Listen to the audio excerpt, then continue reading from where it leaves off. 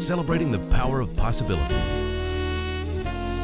Pilot Flying J and Halloran Hilton Hill present Anything is Possible.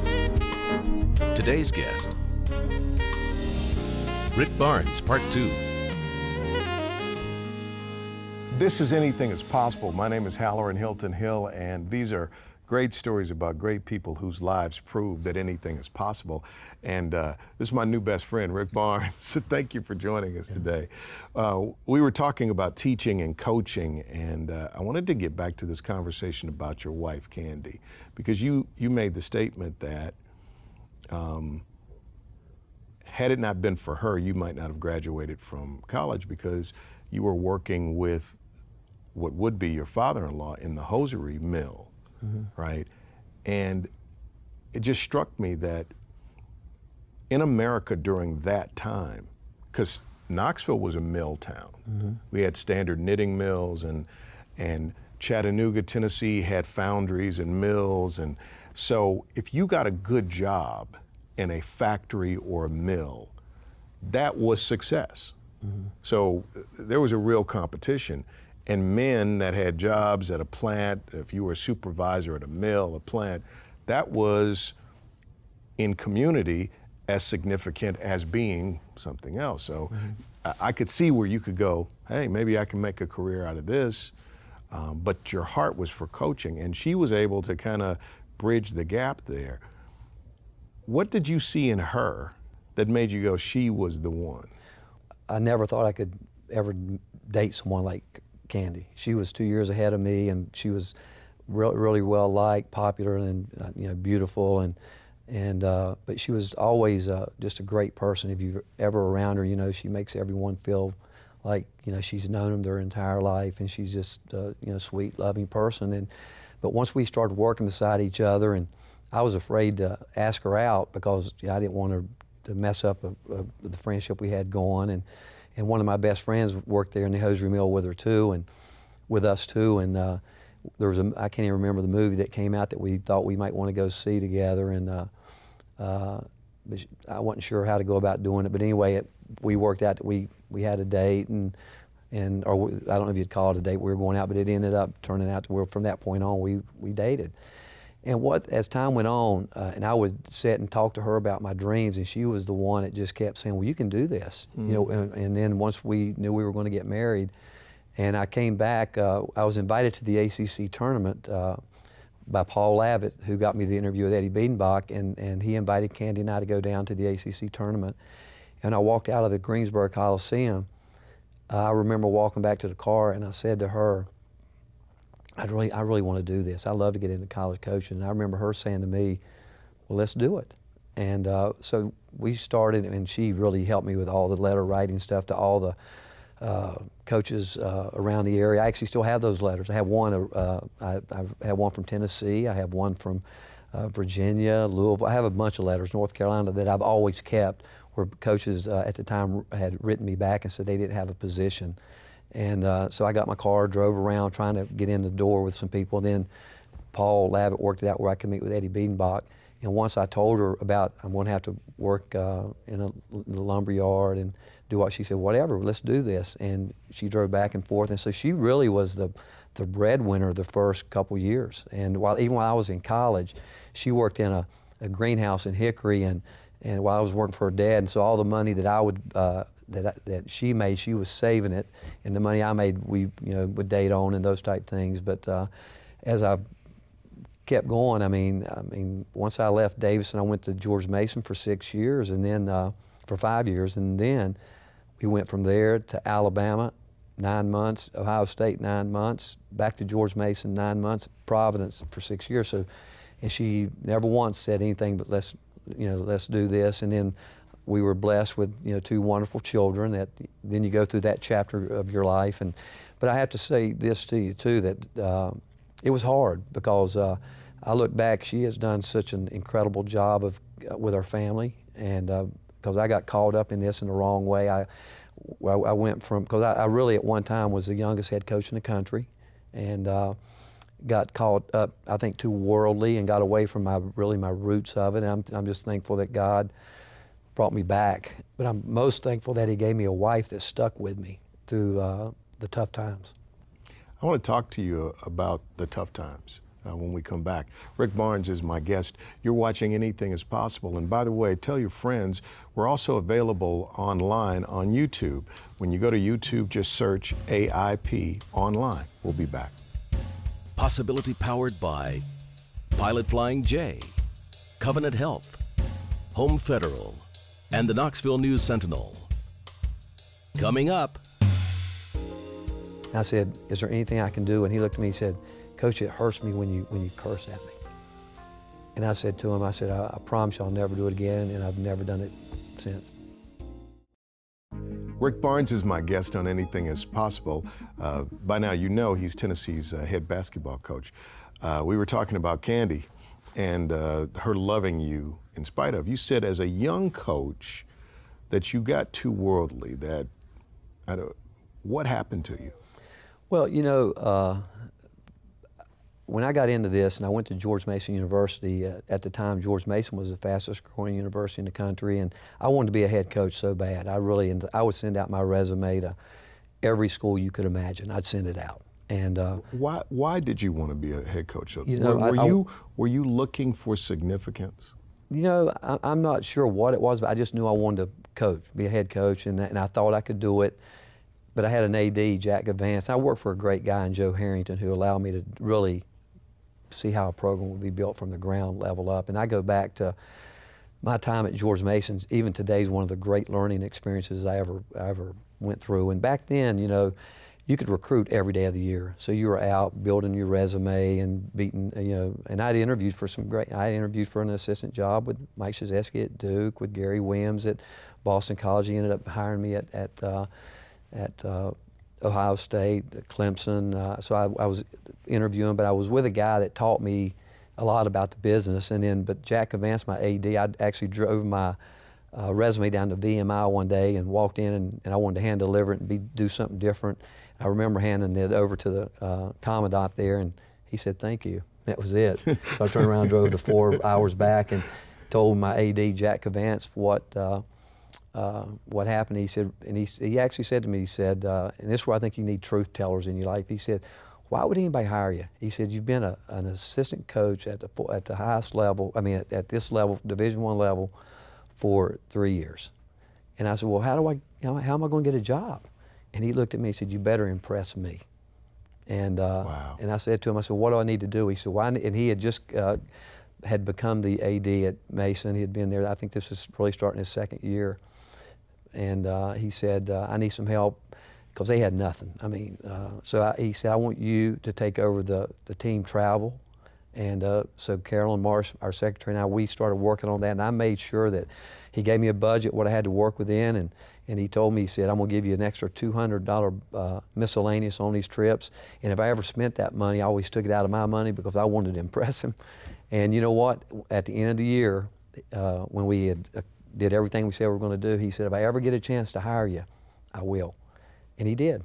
And that's how I got my first head job through, you know, Jack hired me and was a great boss. And and then from there, after 1 year, I was offered the job at Providence College in the Big East. And think about the Big East back then, you know, you're talking John Thompson, Louis Carnesecca, Rolly Massimino, Jim Boeheim, Jim Calhoun, Jimmy O'Brien. I mean, it goes PJ Carlissimo, it goes on, and I'm young, and I get in it, and you know, I had never, ever, the one thing I grew up not doing was cursing. We were taught you just don't do that.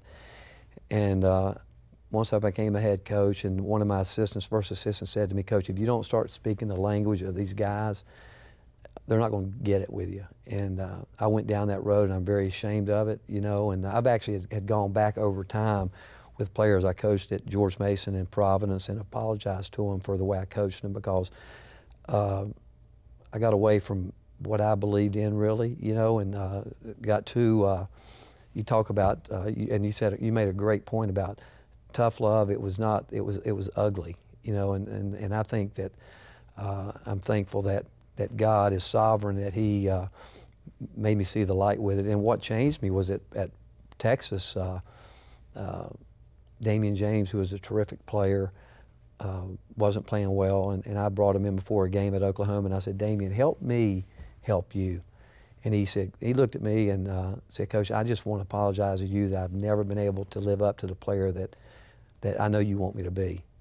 And it broke my heart the way he said it to me, and I said, well, let's not worry about that. Let's worry about what we can do, or concentrate on what we can do to help you. And I said, is there anything I can do? And he looked at me and said, Coach, it hurts me when you curse at me. Wow. And I said to him, I said, I promise you I'll never do it again, and I've never done it since, you know, and because, but that's where I think I got, where I'm thinking that maybe what other people thought, you know, tough, hard-nosed, and but really what I realized is I was coaching for the wrong reason at that point in time. And we were being successful. You know, we were winning, we're going to games and doing this, but I really wasn't doing it for the players as much as I was doing it for my ego. And I wasn't doing what the Bible tells us to do. I wasn't serving young men. So when I was serving myself. So when did you change whys? Change whys? Your why, right? Yeah. I think that my daughter and we were at Texas, and actually my daughter came in one day, and I'd gotten into riding bikes and doing this, and we'd always gone to church together as a family. We've always done that. They had started going to my daughter started going to a church called the Austin Stone, and I came in one day, and Carly and my son Nicholas said to me, Dad, we don't appreciate the way you're treating Mom. And she actually said to me, going to the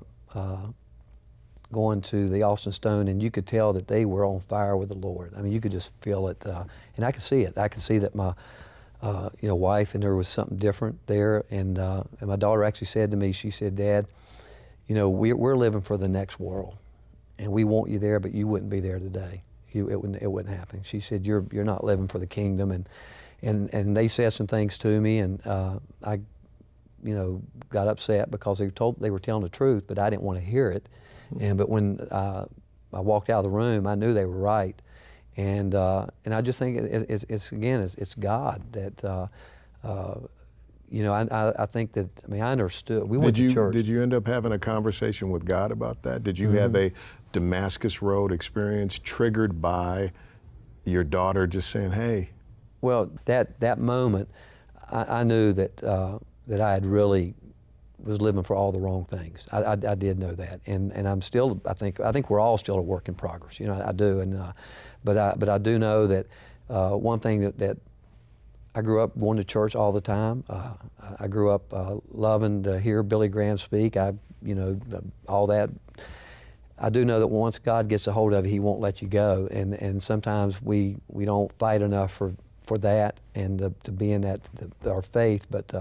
From that point on, I do know that God has been doing a work in me. I do know that. I do know that, and I just hope that He'll finish it to completion. But I go back again. I've had people that have told me the truth, and my family, my kids, who are my real heroes now, and my wife. They were the ones that they saw the ugly side of me and saw that I was, living for all the wrong things. But they're the ones that hit me hard enough to say, hey, this is all going to end one day, and where are you going to be? Man, that's really strong. So what I see in your story is broken places, God putting people in the broken places to get you through the broken places, but then God putting people in place to get you through the broken places who were willing to fix the broken places with truth. And not run from you. Yeah. And not because the easiest thing for them would be just to say that's right. Dad or that's my husband, and I'm just going. But they love me enough that because I think they understand the grace of God too. That they all know we're broken. That we're all broken, but through His grace and His love, that if we pursue Him, that the final judgment and happiness is going to come through Him. And the one thing that I think that we have as a family, the beauty of our family is that we have put God as a centerpiece. Man, that's good. So I got a question. We'll finally get to talk about coaching in our final segment, because I've got a question to ask you about that and coaching. Rick Barnes is my guest. You're watching Anything is Possible. Coming up. When it's all said and done, I will be disappointed if in the obituary that all it talked about would be me as a coach. Because I'd rather them much say one thing, that he loved Jesus Christ. Rick Barnes is my guest on Anything is Possible, and in that last segment, man, that touched my heart because we live in this world where if you're not winning, you're sinning, right? There's a lot of money in the game. There's a lot of pressure, and truth be told, boosters and athletic directors don't want to. They want to hear, are we going to win, and how fast are we going to win, and how much are we going to win, and if you're not winning, you know. So I know you live in that world, but it seems like I said, when you change your whys, and it hit me that I said the word wise, because I think it is wise to kind of manage and live from that space. I'm going to make an assumption, and then you can whack it like a piñata, or you can give me the thumbs up. The assumption is then that having been transformed by love and made better by love, that maybe as a coach you figured out that is winning. And that just because you come from a place of love doesn't mean that you're not a fierce competitor. Because in fact, it takes more mental toughness to make a commitment to a person being better, even if that means A, helping them through a broken place, and B, loving them enough to honor them with the truth. Well, so now when you look at a player and say you're not playing good enough, it is not a manipulation to get more production out of the person so that you can move up in ranks as a coach. It really is a commitment to their greatness, and you don't want them to miss it. That's exactly right, and that's the difference. When I was in the dark side, it was all about me. As I've gotten older, it really is truly about them. And the one thing I've learned too, and I truly believe that God is in charge of everything, and I think that He created the game of basketball.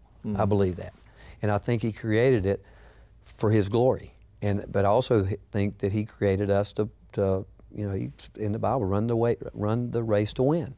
And so He wants our best effort, but with everything in mind to bring glory to His name. And there's no better way to do that than to get people to want to be the best they can be.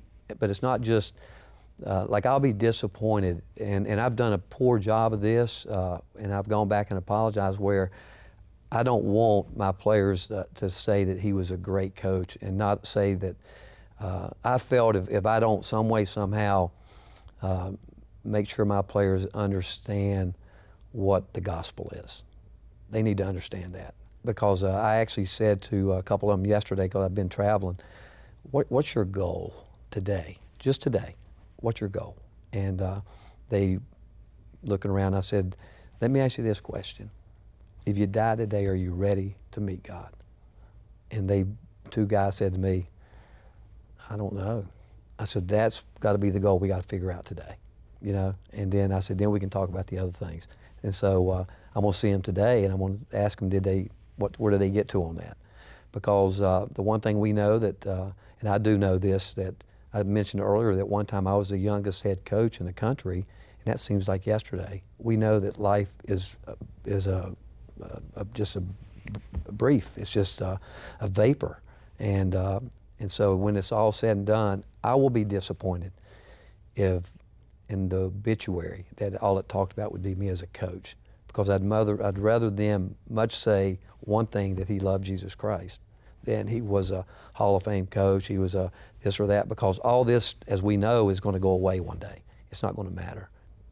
The powerful thing about it is, though, when a young man maximizes his potential and learns to live a life that's about adding value to others, you take that group of men, you can turn them into a team.